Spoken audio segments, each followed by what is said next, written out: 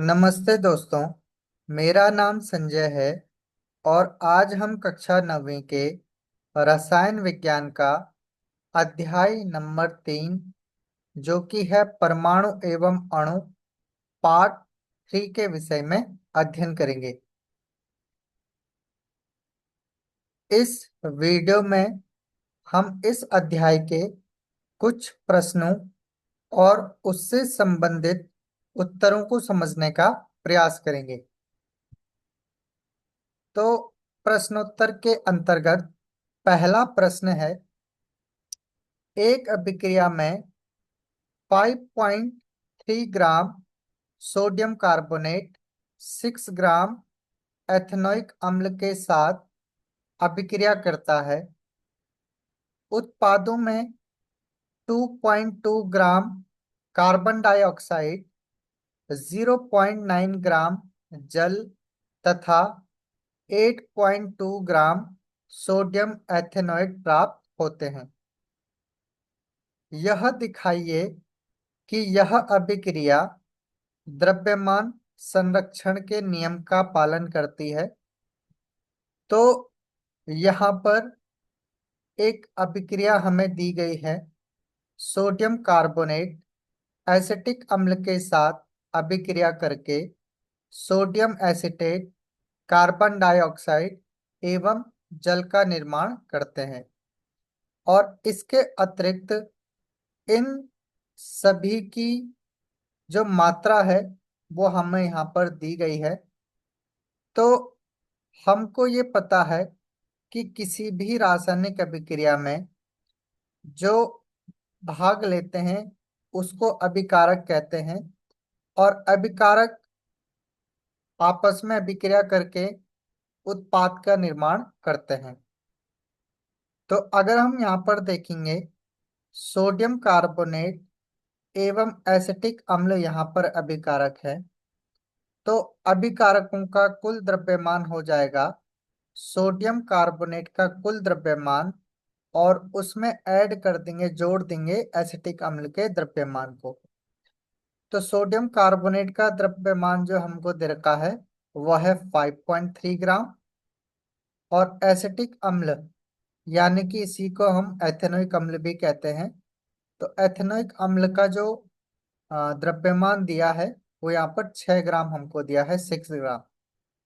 तो इन दोनों को जोड़ने पर हमें अभिकारक का कुल द्रव्यमान 11.3 यानी कि 11.3 ग्राम प्राप्त होता है।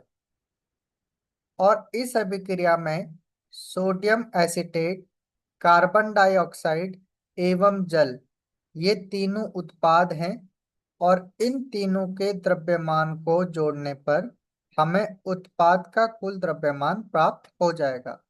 अतः उत्पाद का कुल द्रव्यमान बराबर सोडियम एसीटेट का कुल द्रव्यमान, जो कि हमें यहाँ पर सोडियम एसीटेट का जो द्रव्यमान दिया गया है वो 8.2 है।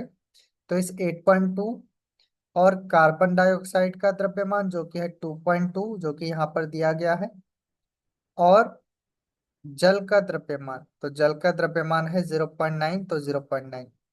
तो इन तीनों को जोड़ने पर उत्पाद का कुल द्रव्यमान हमें यहाँ पर 11.3 ग्राम प्राप्त हो जाएगा। तो अभिकारक का कुल द्रव्यमान हमने ज्ञात कर लिया है और इसके साथ साथ उत्पाद का कुल द्रव्यमान भी हमने ज्ञात कर लिया है। तो यहाँ पर हमें अभिकारक का कुल द्रव्यमान उत्पाद के कुल द्रव्यमान के बराबर ही प्राप्त होता है। और जब भी अभिकारक का कुल द्रव्यमान उत्पाद के कुल द्रव्यमान के बराबर आता है तो यह अभिक्रिया जो है वो द्रव्यमान संरक्षण के नियम को सिद्ध करती है, क्योंकि द्रव्यमान संरक्षण के नियम के अनुसार अभिकारक का कुल द्रव्यमान उत्पाद के कुल द्रव्यमान के बराबर होना चाहिए। तो इस अभिक्रिया में बराबर है, अतः हम कह सकते हैं कि यह अभिक्रिया जो है वो द्रव्यमान संरक्षण के नियम को यहाँ पर सिद्ध करती है।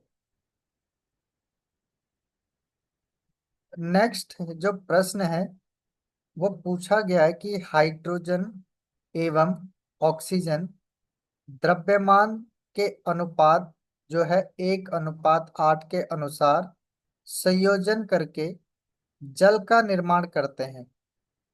और यदि हम यहाँ पर 3 ग्राम हाइड्रोजन गैस है तो आवश्यक ऑक्सीजन का द्रव्यमान ज्ञात कीजिए। तो हाइड्रोजन और ऑक्सीजन का जो अनुपात है वो 1:8 है। इसका अर्थ ये है कि यदि हाइड्रोजन 1 ग्राम होगा तो यहाँ पर फिर ऑक्सीजन 8 ग्राम उपलब्ध होगा। परंतु प्रश्न में हमें यहाँ पर 3 ग्राम हाइड्रोजन गैस दी गई है और इसके लिए आवश्यक ऑक्सीजन का द्रव्यमान पूछा गया है। तो यदि हाइड्रोजन को यहाँ पर 3 ग्राम ले लिया जाए तो यहाँ पर जो ऑक्सीजन है 8, तो इसको भी हम मल्टीप्लाई कर देंगे 3 से।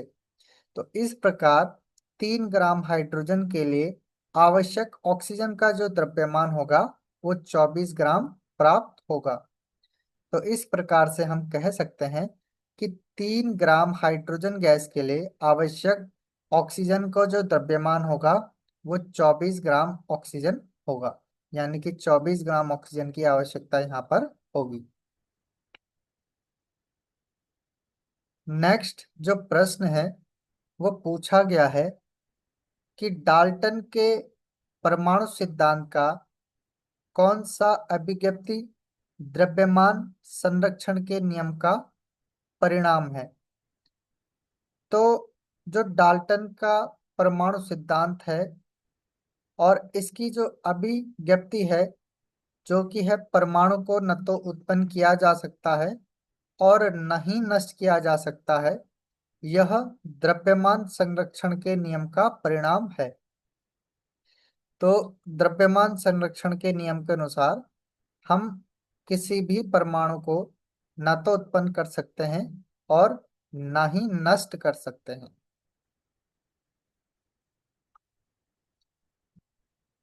नेक्स्ट जो प्रश्न है इसमें पूछा गया है कि डाल्टन के परमाणु सिद्धांत का कौन सा अभिव्यक्ति जो है वो निश्चित अनुपात के नियम को समझाता है।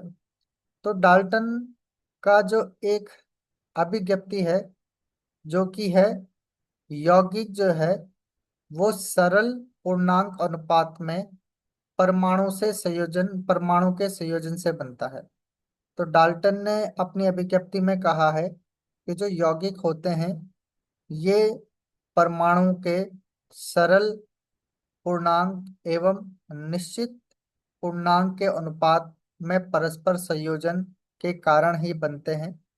और इसी अभिव्यक्ति को निश्चित अनुपात या स्थिर अनुपात के नियम को समझाता है। यही जो है निश्चित अनुपात और स्थिर अनुपात के नियम को समझाता है यह अभिव्यक्ति।